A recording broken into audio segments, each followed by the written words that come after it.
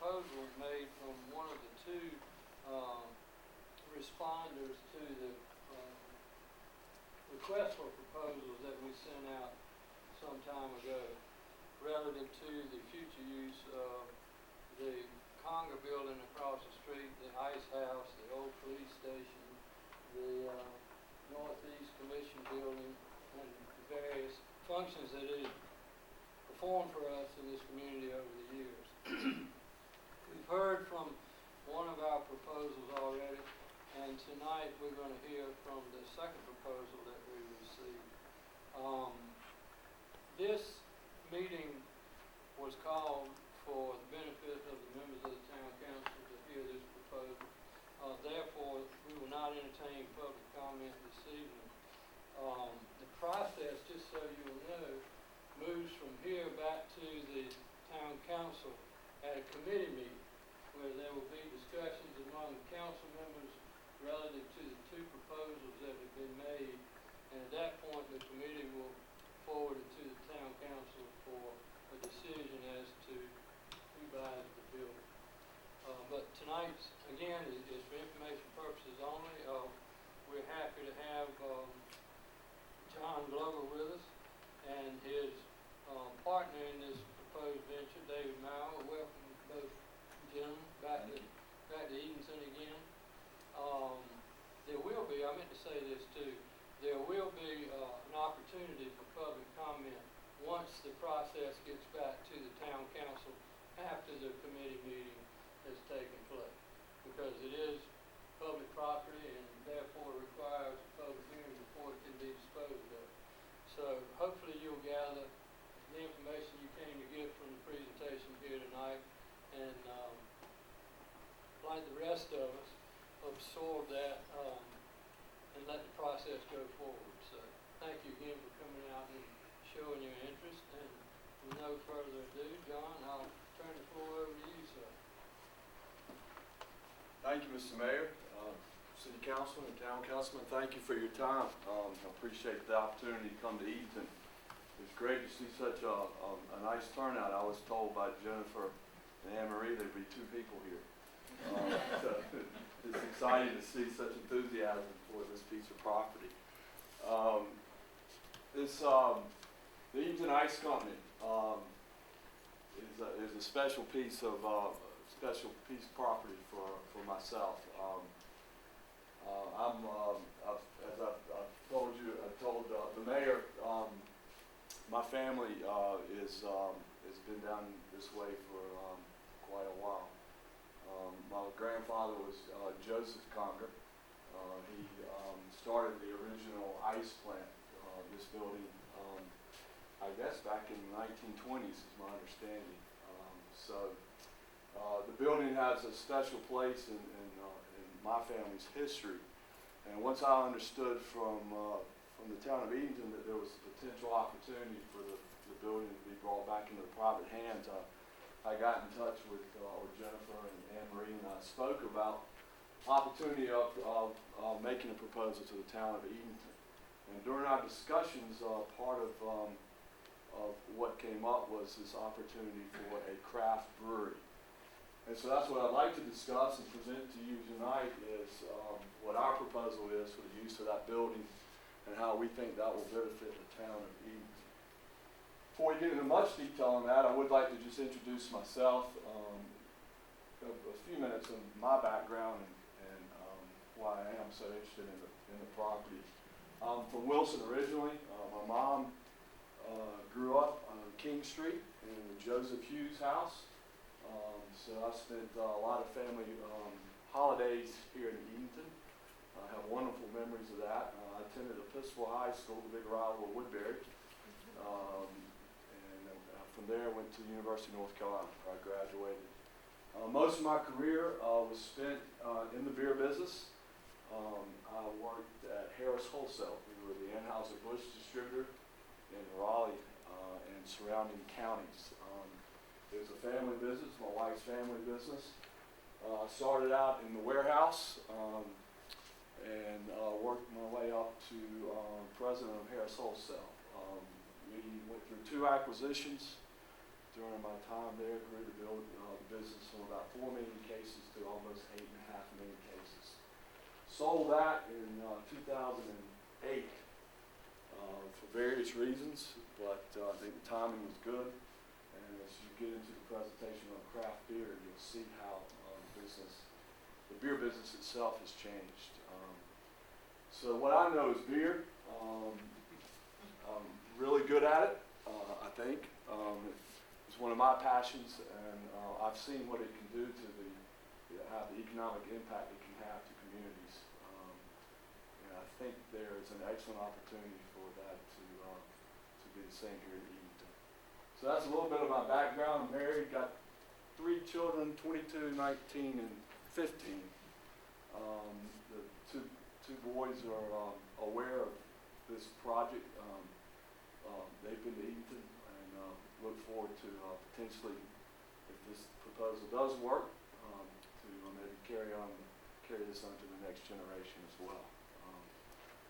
This is I think a very special town, and I'd love to see this continue to the next generation. So that's, I pulled out some old pictures. These actually came from Conger, who some of you may know, who lives in Charlotte now. His father was Joe Conger, who was my uncle. This was the original, I think, refrigeration ice company. It came out of the Chilon Herald in 1938. So that's what it looked like. As you know, my grandfather, Joe Conger, brought the ice in on barge, staged it there, and did his best to sell that to the town. Once that became obsolete, the building was then, I think, converted, Mr. Mayor, to the Conger Oil, which was the Texaco distributor in the community. Ran that until, my uncle ran that until I think mid-1970s, and then sold that business. So John, excuse me, maybe we could flip off some of these lights and sorry. I'm sure somebody can control it. It's not the best picture, but That's much better. Thank you. Thank you very much. thank you for that suggestion. So that's kind of what the building looked like, and this is the current state of the building. I'll compliment the town of Edenton on the upfit for the building. It is, in my opinion, and based on the appraisal, in excellent shape currently. One of the nicest office buildings, I think, for a town this size that I've ever seen. So, beautiful building, wonderful location, and lots of opportunities. My team is consists of David, who's the architect, and he'll spend some time going through what his team has put together as far as their vision for what the building will look like.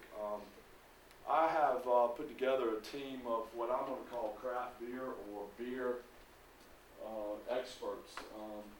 We're working on a couple of different projects across the state, besides just this, that involve beer. The branding of a beer is probably the most important piece of the whole process. Don't want to get too much detail of that, but I've engaged, one of the questions that was brought to my attention was, how do you go about developing a beer for a town? We've already gone through the process of applying for the trademark. After much conversation, came up with a very creative name, Edenton Brewing Company. We've trademarked that, but that is not by any means, may not be the ideal name, but that's where we started with. I've engaged a group out of Austin, Texas, Helms Workshop. This gentleman's name is Christian Helms. He's actually a graduate of UNC, part of the Senator Jesse Helms clan in the western part of the state. But this Christian Helms is extremely talented. I would tell you he's probably the best, more well-respected branding houses in the U.S. right now. He's agreed to work with us on this project, which is really exciting from our standpoint. As you can see, some of these clients may ring a bell, but he's worked with Jack Daniels, Southern Comfort, Pabst Blue Ribbon, and some smaller clients as well. But he's handling the branding for these, for some of these these brands currently. This is Kakalaki brand, is a beer out of Durham. And I thought we'd just drop on a slide kind of an idea of what his creations look like. Very simple, very straightforward, but I think pretty exciting and amazing. My thought on the whole branding and naming is that this really would become the town of Edenton's Brewery, and we'd love to have the input from the town and from the citizens as to what they think about this. Next slide. This is the building. I brought David is agreed to join our team as well. He's obviously very talented, as you see from these slides, and has a lot of experience with the beer design as well. So, David. Yeah, so we're based in Raleigh. Like John, I've been in the beer industry my whole career, but it's been mainly on the drinking end of it. So, I don't know, 5-10 years ago, we started connecting with a lot of different brewing companies, and we've done these all over the Triangle. We're actually working on a distillery right now and a cidery right now. So these are examples of different, from very small microbreweries to a fairly major production facility we're working on right now for the Trophy Brewing Company in Raleigh. We're known across the state for a lot of historic preservation, and I think part of our ideal is to be as honest as we can with the building, let the building be part of the brand as well. And I think I'm particularly excited about the opportunities with this building because there's just so much just authentically genuine architecture that can be exploited in a new design and in a place to go. So these are just some of them, a small strip shopping center for Trophy. That was a really, really small microbrew. They got so popular that they're now building a 10,000 square foot production facility because they're starting to distribute around. Down lower left is Blackjack Brewery, and that's a 10,000 square foot, 20 barrel system. And then here's another restaurant that we did. We've done Bull City Brewery in Durham. So I'm really looking forward to, I'm going to turn it back over, but I'm really looking forward to working on the building because I think, as you'll see in the plans, it just lays out so well, and we can use a lot of our expertise in creating something really special for Edenton. Yeah, so the logic on the presentation is to go ahead and get some pretty slides out in front of you before I bored you with the details on why you need a craft brewery in Edenton, North Carolina. But once I got in touch with David and showed him the site, his team was very, very excited, just ecstatic about what we could potentially do with this location. So we thought we'd give you an aerial just to show you from our perspective why this is, at least in our opinion, an outstanding site for some type of brewery, if indeed that's what the town would like. Obviously, the waterfront is just phenomenal. We see potentially our vision is people may come by boat, hopefully, to enjoy the brewery. Certainly the fact that the brewery is adjacent to the lighthouse, in our view, is really a huge drawing point. The town did an outstanding job with the lighthouse. I took a tour of it myself.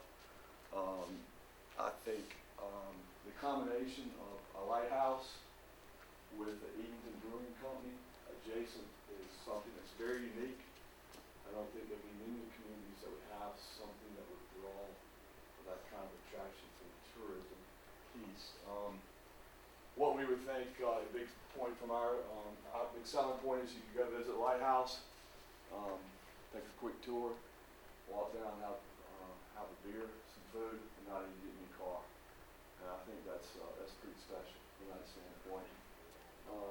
Obviously, the last bullet point, we'll talk about it in more detail, but the fact that it's a local craft brewery, we would emphasize using local products as boosts to the local economy. So I think as you can see from that site, it's an excellent opportunity, I think, for a potential brewery. And I believe the hotel is up here. Is that correct? Within walking distance as well. So hopefully, we've been trading phone calls recently with the developers from the hotel. but obviously we'd like to work in conjunction with them as well to, tap into some of their thoughts as well.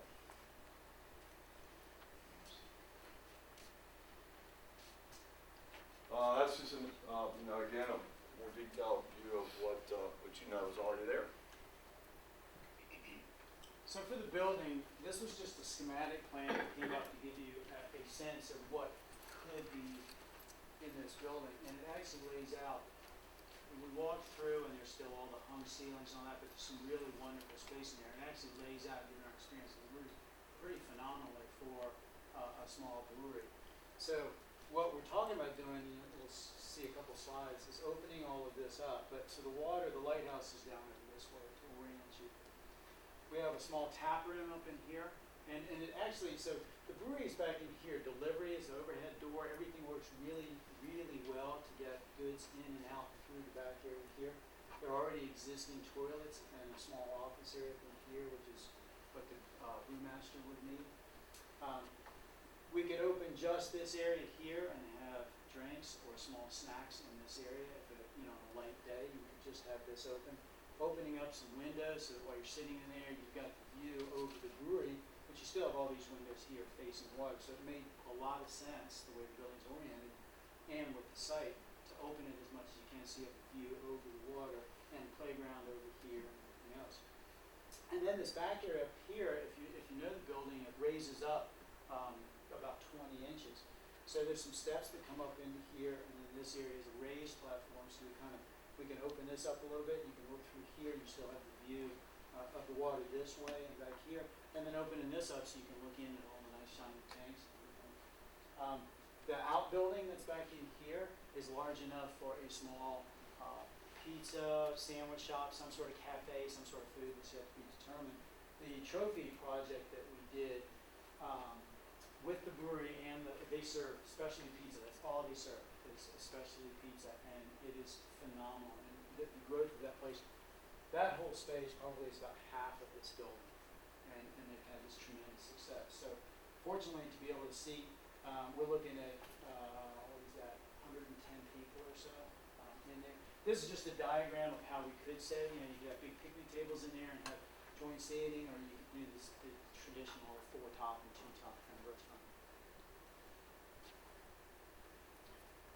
So this is what it could look like. And if you know the building, there's a hung ceiling in here, and there's all the offices. So this is standing, so the lighthouse is at behind us here. Parking lot over here, so you come in here, this is the small tap room. These big windows looking in at the tanks beyond.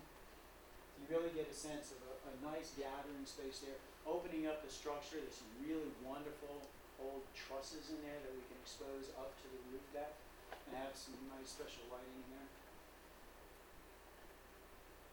This is an image of what could be the upper seating area. So again, you see, the tap room, the water's this way, the lighthouse is that way, the water's over here.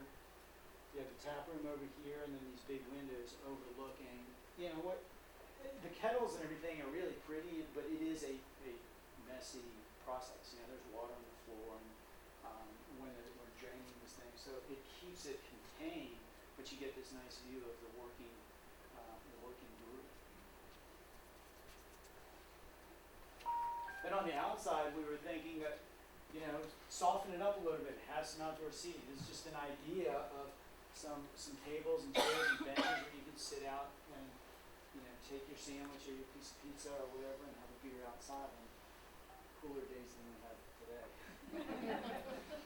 and signage, that's not the logo or anything else, but clearly you pull up and it's, people just driving into town can see, hey, here's a brewery, and it's an attraction to come in. So signage works really well without being overstated or anything. So before we dig into why Edenton needs a craft brewery, in our opinion, I thought what we would do is give you kind of the vision of what the building would look like. I think David is extremely talented. They've done a number of these. That's really, go back 2 slides, please, sir. One more, thank you. As you can see, David's done quite a few of these. You know, our vision is that this would become a destination for the citizens of Edenton. That you know, whether it was for a football game, any sporting event, maybe Olympics, election night, something, you know, just a gathering spot that the citizens would come down to, similar to a coffee house, except you have a nice cold beer in the afternoon. But as you can see, I think there's it's the building itself has a ton of potential to create this tap room. A little background on these brew pubs is what this would be called. They're large production breweries similar to I don't know, Sierra Nevada, Anheuser-Busch, the large production breweries. These are small micro breweries. The revenue, the primary piece of this whole business is the tap room. You have to drive the consumer to that tap room in order to generate some revenue. And that would be a critical piece of the business plan. So we spend a lot of time, a lot of effort in creating what we would consider to be a very vibrant room, a very vibrant spot for the citizens to meet. Give that one more slide, please. We started out, and as I've told Anne Marie and Jennifer, my experience with the restaurant, frankly, is none. I've never run a restaurant and don't have any knowledge. So I've been want to make sure that we're all clear on that fact. We would need to partner, well, hopefully we partner with someone who would be able to run the kitchen, a restaurant. Our thought was to to have a menu that was affordable, so to speak. Nothing expensive. We would call it bar food, so to speak, but something that would be very casual. Again, that is open for discussion, but I did meet with a group in Raleigh who have a fair number of sports bars across the triangle, and have expanded in South Carolina. And they have some interest in coming to Edenton and potentially partnering with us. It was in really the beginning stages of the conversation, but I'm thinking that may be the approach to take on the kitchen side. It does seem to set up nicely as far as having a kitchen on this building that's, I guess, on the other side adjacent to the residential. And then roll the food right into the seating and the tap room. These would be windows where you'd be able to see into the tap room. That's a big part of this whole process. Is people love to sit there and look at the tanks and watch the beer room and be shocked. That's a revenue generator as well. You can charge them to sit there and watch the tanks brew beer. But this is a fairly large area for a brewery. We can get into the details of that later, but we would probably start out with a phase one, which would be roughly this, and then expand as the demand is increased on the number of tanks for capacity purposes. But the building lays out great, in our opinion, very efficient, very good for what we're hoping to accomplish. One thing I'd like to add about that kitchen that could be also an opportunity is you've got all this green space, kayaks and you can store it here, but you have all this green space over here that this opens directly onto that space. So you could actually have some outdoor events and cater from that kitchen directly from that without having to go bring food through. So you could set different private events, public events, and just feed right off of the kitchen there.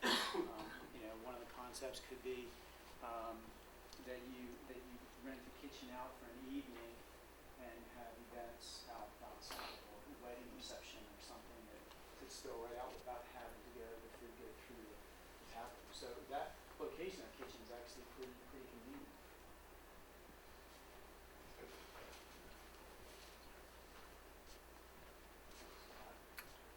So everyone's familiar with Bud Light, Miller Lite, all those wonderful beers. We'll just spend 1 second talking to you about craft beer. craft beer is really what's growing within the beer industry. I won't bore you with too many details, but that's if you go anywhere on the West Coast, market share for these major breweries is in the low 20s. Bud Light, you have a hard time finding on the West Coast in Oregon. Similar to when you go to the food line here, all you see is Bud Light. Well, that trend is moving across the country.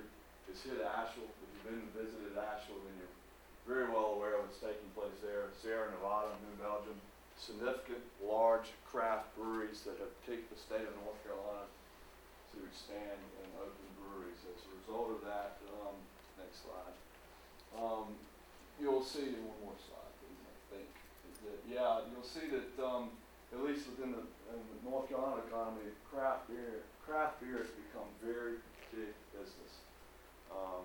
And I think in Raleigh, there's another 6 or 7 breweries proposed to open within the next year and a year and a half. But overall, you can see what it's contributing to the U.S. economy. It's continuing to grow double digits, while the domestic share, when I say domestic, Miller Lite, Coors Light, Bud Light, are flat to down every year. So this is the growth. I would not be surprised right now that the thought is that craft beer in the U.S. will have 20 market share, 20% of the market by 2020, which is a significant growth. Right now, somewhere around 9, 10, 11%. Everyone's familiar with Sam Adams. That's really where it all started. Now, if you go to,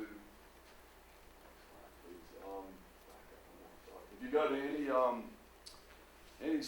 community, for example, Tarboro, everybody's familiar with Tarboro. I can't think, what's the restaurant that's in Tarboro? Everyone? On the square. Thank you very much. On the Square, wonderful restaurant. I've not been there, but the chef and the owner there is opening Tarboro Brewing Company. She did a Kickstarter campaign, which I think Adam probably knows more about that than I do, but they were able to raise some money within the community, and have in the process of retrofitting the building there, and we'll have a nice, large-size craft brewery in Tarboro that I think will attract a fair number of tourists. So it's, it's starting to spread into the eastern part of North Carolina, outside of Raleigh. I think the Weeping Radish, some of you may be familiar with that, is down here as well, really kind of the forefather of the whole craft beer side. So I think from that perspective, the thought of having a craft brewery in Edenton is, the timing's good. There's a lot of people who create vacations, destinations to go to Asheville to tour these breweries. There's really no reason why they cannot do that here in Edenton as well, in our perspective. They'll hit swinging to Tarboro, and then on the way down the beach, stop in Edenton potentially. But Mother Earth in Kinston's another good example. That's downtown, and they are wildly successful. yeah, wildly successful. So part of my team, and she could not be here tonight, is Audra Gazzarina. She is a beer consultant. She worked for Mother Earth, started with Dogfish as well, which some of you may be familiar with, which is really a large production brewery.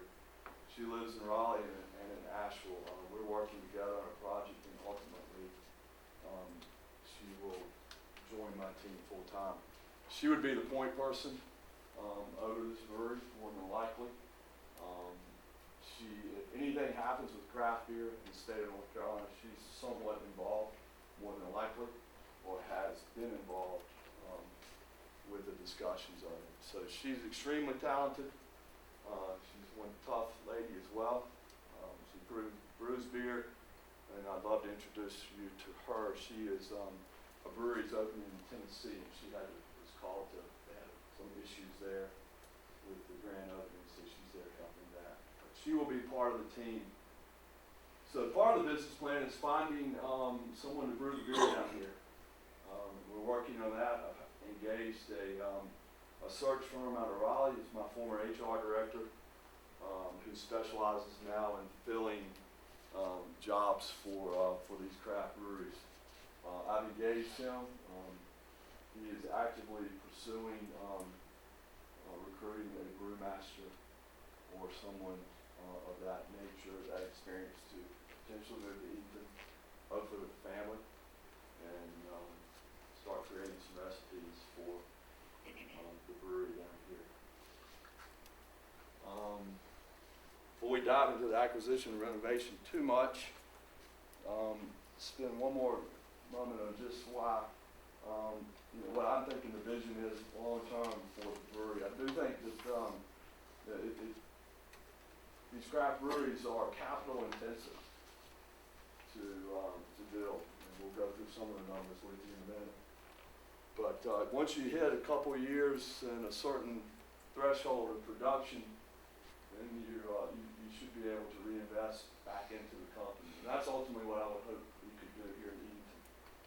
And my thought is not only would we have a brew pub where you would come and consume beer on premise, but we also would create a brand where we would be able to package and distribute the Edenton Brewing Company beers out into the off-premise, so that when you went to Food Line shopping for beer, you would see your beer on the shelf as well.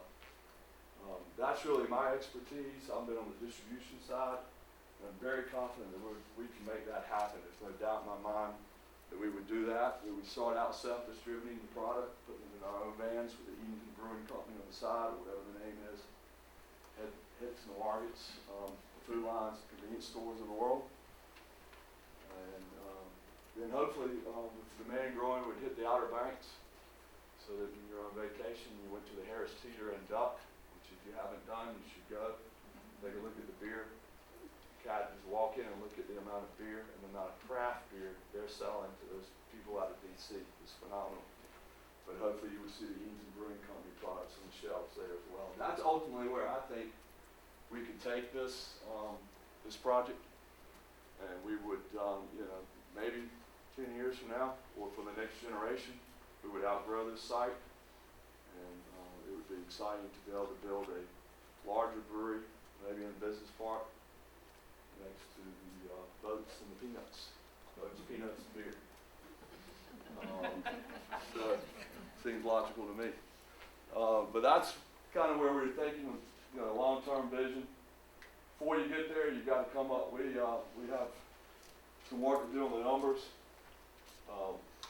We looked at the appraisal. The appraisal was based upon the current use of the building as an office building. It's in wonderful shape for an office building. It would take some significant renovation to create a brewery in that building. Just some estimated rough cost. The brewery equipment itself is somewhere in $100,000 to $125,000. And then the actual kitchen, fixtures, and furnishings, renovation costs. You can see what all that adds up to. So it's a significant, at least in our mind, capital project. When you talk about jobs, it would be a brewmaster, business manager, as well as an assistant brewmaster, I think, at this point. And then we'd have somewhere 5 to 6 servers, and then a person, a chef in the kitchen. So you're saying 6 to 8, possibly 10 new jobs created in Edenton, which, is significant in our mind. We haven't gone to the point of creating the corporations yet. The thought would be to own the real estate separate from the operating company, brewing company.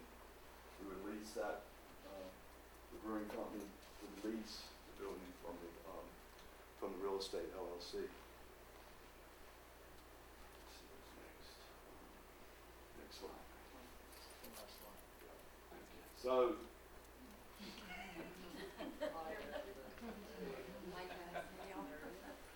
that's, in our perspective, what I think the potential is for this piece of property. It's exciting, very exciting, I think, for the town of Edenton. As I've told Jennifer and Anne Marie and the team that you have a wonderful team who's looking out for the town of Edenton. This project for me is more just a passion of love for the town of Edenton. When I did bring some financials, Mr. Mayor, I've got a one-page pro forma that we can go through if you like, but I didn't put on the screen, but be glad to share the council. You'll see from these financials that it's, we'll have some work to do for this project to break even the first year, possibly the second year. Pro forma goes out 5 years. It looks like we could potentially break even year 3 or 4. So, you know, we'll need to work on the numbers in some more detail based upon the present renovation costs. But my perspective is, I think long term, if this is what the town of Edenton is excited about, then I'm excited as well. And my team is eager to be a part of it, and we'll do what we can from our end to make it a successful business venture. But ultimately, it will come down to, as you'll see from the financials, the support of the town of Edenton. How many people can we get into that brewery? How many people can we get into that tap room to generate enough revenue to continue to operate that on a long-term perspective? But I think the idea and the concept is wonderful, and I'm excited about moving to the next step from there. That concludes the presentation. All right. Thank you, John, and thank you, David. Council members, this is our opportunity to delve into this a little deeper, if you like. You mentioned, I'll ask a couple of questions to get it started, John. You mentioned that local, you mentioned the farming community. Can any of the component parts of beer be grown in our soils around here? Would it be worthwhile for a local farmer to engage in producing hops or whatever? Is that a viable option? It is. I know in Wilson, there is a family in Wilson that has been successful in growing hops. I think it's, I'll pull up the name for you, but there is. They have been successful. The demand for hops in the state of North Carolina is so great that they, I think, once they realize what their yield is going to be, they are sold out. So there is a huge demand for hops. The crowd out of the Goodman's WRL have just opened up a brewery, the Durham Bulls Brewery. The gentleman that opened that, Sebastian Wolfcomb, also has a hop farm outside of Durham, pretty substantial hop farm as well. So again, I'm not an expert on that, but it seems logical that it would work here in Edenton as well. Well, these guys are masters at trying.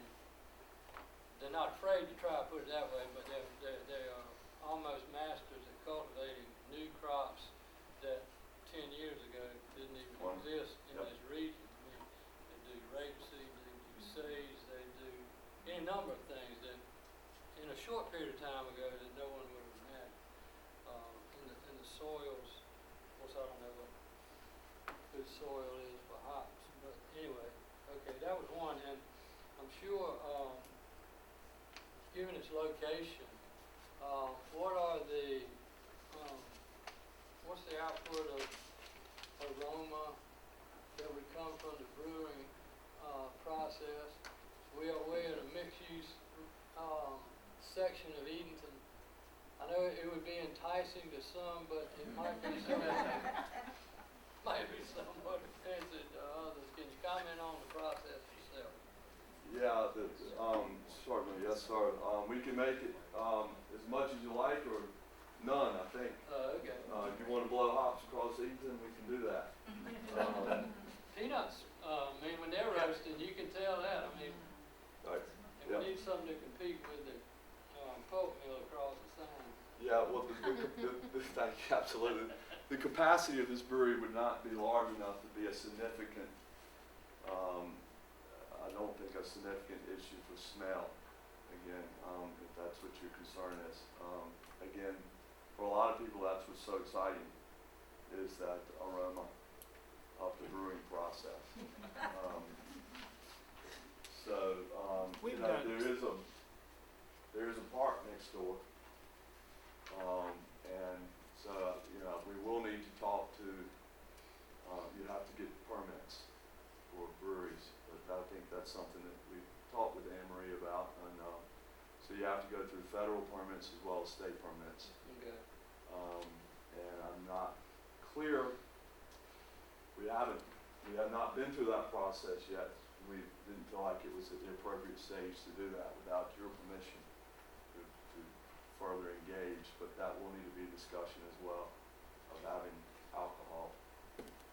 Let me add to that, the smell. So the predominant smell is actually inside, and that's where it's the strongest. We've done, of these other breweries we've done a handful in downtown locations, and the smell, I mean, the Bull City brewery that we did had people living directly above it with operable windows. And yeah, I mean, you can tell. I think one of the advantages you have here is being right on the water. There's prevailing wind. It's going to dissipate anything that comes out. I wouldn't see it as a problem at all, especially as John said, the amount of brewing here is not. And I want to add one thing that, to the local crops. The Trophy Brewing, one of his specialty beers is a peanut butter stout. And so one of these things that these guys are doing is experimenting with it. You can only have one, and it's usually after dinner, right? Because it's just a real thick, and it's a strange taste because you want to, yeah, it just like goes down. You're like, where's the stickiness in my mouth? But to the point that I think, you know, what we're finding is that these guys are getting really creative in additives, and I think working with the local, there might be other things. You know, is sage something that could be added to some of the beers to add some flavor? I mean, you know. I think it's an opportunity to create something that's really local. Yeah, so what you'll need to brew what's called an India Pale Ale, an IPA. That's what the craft beer, that's the flagship brand for these craft beer aficionados. And then what our vision is you would then brew something very unique, very special, that would only be available in Edenton. There's one that's called Sexual Chocolate, is that right? Yeah, and they line up for days in some small community outside of Asheville to buy that beer, and it's a limited release. And so, you know, some of the thought would be that you know, that's the potential for Edenton as well, is to use this as an outpost, so to speak, where, you know, if you want to get the peanut beer, you have to come to Edenton, and it's limited supply. That's kind of the way that business works from that perspective. I got a question. Do you see that, like, eventually if you started producing, you know, Edenton Brewing Company beer, taking it to the Outer Banks, that would then draw people here just to come to the brewery?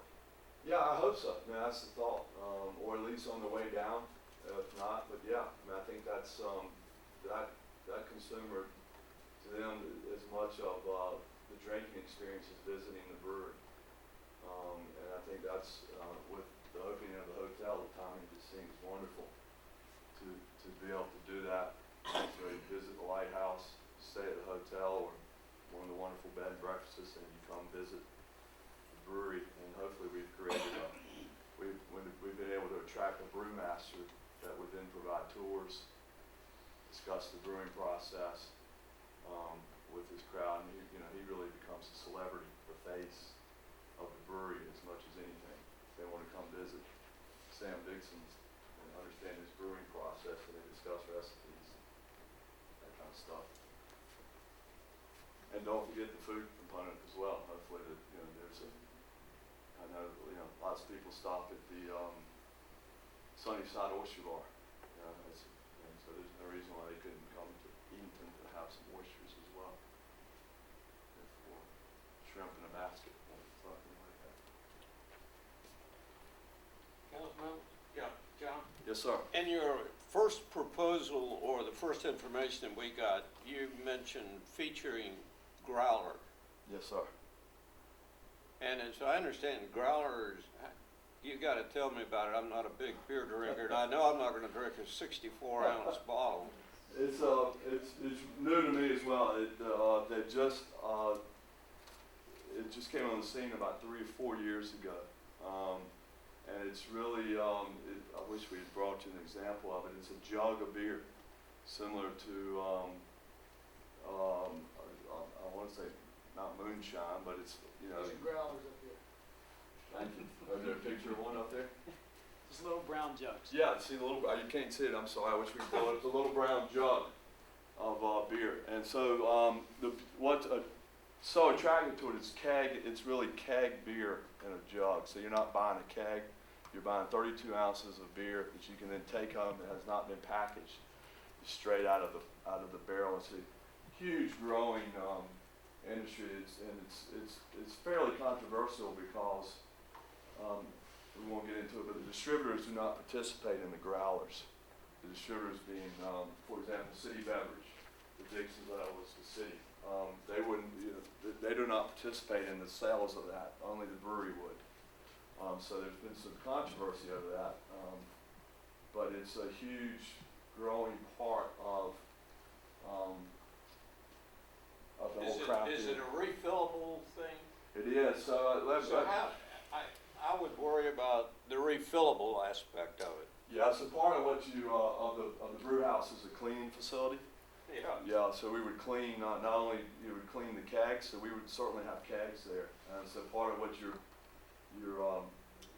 building is a keg cleaning system. You're buying that. You would also create a growler cleaning system as well. So if any of you go to Lowe's Food in Raleigh or up in DC, Fresh Market, they now have growler filling stations. So when you go to shop at the Fresh Market or Lowe's Food to buy your usual groceries, you have your growler with you, and you walk up and there's a gentleman behind there filling growlers. And that becomes a fairly twisted. Good stuff. Yeah, once you open it, it's good for 3 or 4 days before it oxidizes and it's no longer good. So They you got- pressurize it, and so you can buy it, and if it stays sealed, it'll stay for weeks. So you'll see part of the top line revenue is growlers. When that becomes a revenue generator as much as just sitting down and having a beer. So you have to have an off-premise license as well as an on-premise license. So you can consume beer on-premise and then you can take beer off-premise as well. So it's an excellent question, though. Very impressed. You'll be our first growler customer.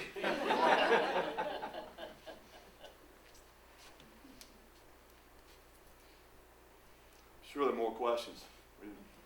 Talking about your permitting, how long would that take to Uh, federal permits? Longer than it should. TTB is backed up because of the significant growth of the craft brewery. So it's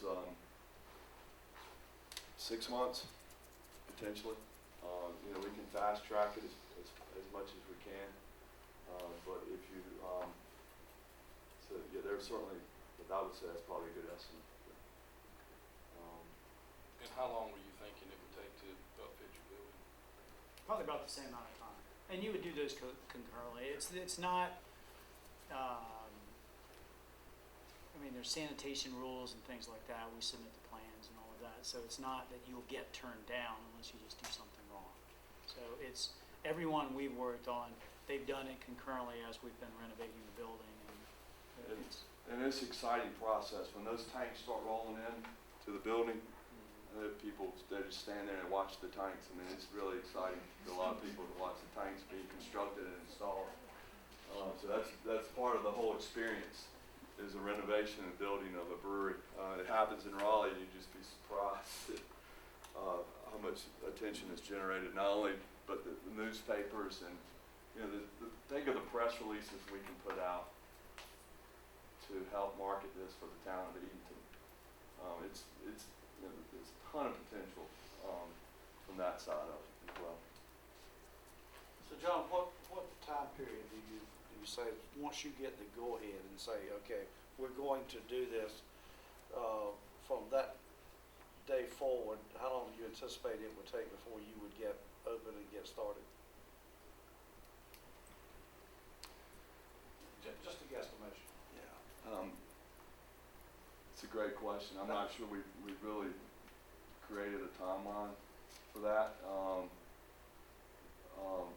Renovation 6 months. The other piece of that puzzle is the creation of recipes. and the vetting of that. So, you know, we would certainly want to have the town of Edenton, the citizens come in to try some of these products, so that's another 60 days, you know, a year, potentially. It's, Years. again, I've been very frank with Anne Marie and the team. With my first brewery, I'm really good at selling it. I've never brewed any, so we've been but I have a team in place that knows how to do that. And I will tell you that Audra and David and Helms are as good a team as anyone will be able to bring to this. Anyone else will be able to bring to this project. The Blackjack Brewery we did in Raleigh was 10,000 square feet. They signed the lease, it was about 10 months before we actually opened. And they just opened without, they tested the beers. So the equipment will go in while you're still working on the renovation of the building. And we try to get a stocking permit or something to be able to start brewing, to start testing the recipes. And then once everything, you get your certificate of occupancy for the building, everything is ready to go. David, when I first met you, one of the things I learned in the conversation was, and you mentioned it briefly during the introduction, John, that you've done a lot of work in restoring historically significant properties. As you might suspect, we're very keen and interested in the way that's done in our community. And could you just comment briefly on some of the projects and how you have garnered that experience over your career? Yeah, so a comment I made earlier, and part of our philosophy is to be as honest to the building as possible. And I think trying, like to me, walking through, it was a nice renovation, but the hung ceilings in this historic building aren't really honest to the way it originally was. So what we would do is try to go back to an appropriate finish and interior that is honest to the building. We did mention that we would be trying to apply for the historic tax credits. So we would have the Historic Preservation Office overseeing the whole application process, the design and all that, to make sure that we're not doing anything inappropriate to the building. So I think a lot of the hung ceilings would come out. Obviously we're looking at a lot of big open spaces. Those trusses, when I went up on the mezzanine area and looked at the different trusses, above the ceiling, they're just in wonderful shape. And I think the spatial quality of all of that, and it could evolve. Part of it could be citizen input on what we want the interior to be like. We showed separate walls. We did a brewery in Wake Forest, White Street Brewery, which has won major national awards, just a little microbrewery, and it was in an old downtown car dealership, big glass doors on the front. And his approach was he wanted everything open. There's the bar, there's a little knee wall about this tall that separates the tap room from the back area. And you walk in and it's this really big voluminous space. And it was really in keeping with that style of the building. So I think part of it, what we've done so far is just really schematic design to just make sure the building works. We would obviously have to do a lot more exploration in terms of what walls can be removed, what can't be, and maybe try to keep it. To me, the building is fairly plain on the outside, but there's such a cool history, and I want people to walk in and just go, wow, this is like, I never would have thought this was what the inside of this building was like. That's what floats my boat, other than being able to drink a beer at the end of it. And peanut butter beer. Peanut butter beer. You had a reference to some sort of food facility. And in your layout, it was pretty difficult to figure. I tried to, but what would be the seating capacity of that? So we've got right now, and this is just a simple diagram. I understand. It's a little hard to see, but so we've got the bar here. Whoops. Don't touch it. So we've got 13 bar seats, and then we've just shown large picnic tables. What we found is in a tap room, people like to hang out, to drink beer, and get to know your. Yeah, I counted. I tried counting. It looked to me like maybe 4 tables. Yeah, so there's tables up here. We've got an occupancy of 39 in this space. Okay, that was the question. Down here. just set this up and we set an occupancy of 73. How many? 73. So we're at 112. Okay. That's actually based on the building code of what's permissible in there, based on how you, tables and chairs and seating, different seating arrangements. And then outside would be additional. Correct. So our pro forma was based on an average plate of about cost revenue generated $11.50 a plate, I think. So, you know, the pro forma is very conservative, and from our perspective on you know, the cost, very affordable, to everyone, you know, not by any means a high-end, upper scale, restaurant, but at the same time, it would be first class, and hopefully, you know, something that would generate some people driving to Edenton at the same time, so there would be, you know, a combination of the two. You know, so, you know, our hope would be that we would be a complement to the existing restaurants here in Edenton, not so much as a competitor, but, so that, you know, to us is an important piece of the equation as well. Anne Marie, outdoor seating, that building's on a pretty tight footprint. Would outdoor seating be allowed as far as the space where someone could exit the building with a glass of beer like we saw in the drawing? We would have to look at the exact footprint. I think John and David are aware of the area and what I call the side park where you pull up and park, that piece, you remember from a survey that would go with the property. But there are, as the mayor said, a lot of restrictions because around the building, because the land was acquired with an outdoor federal grant. So we would have to really sit down and review what those restrictions are and see if there's any flexibility or negotiation beyond that area. We have permitted sidewalk sales and service, Right. since you were down here earlier. Wonderful. So that would, if there's space available, you could get a permit to have your guests mill around outside in a defined area. It's not open. Yeah, all that becomes part of the permitting process with the TTV, the tax, that crowd as well. So you have all that will need to be defined before you apply for a federal permit.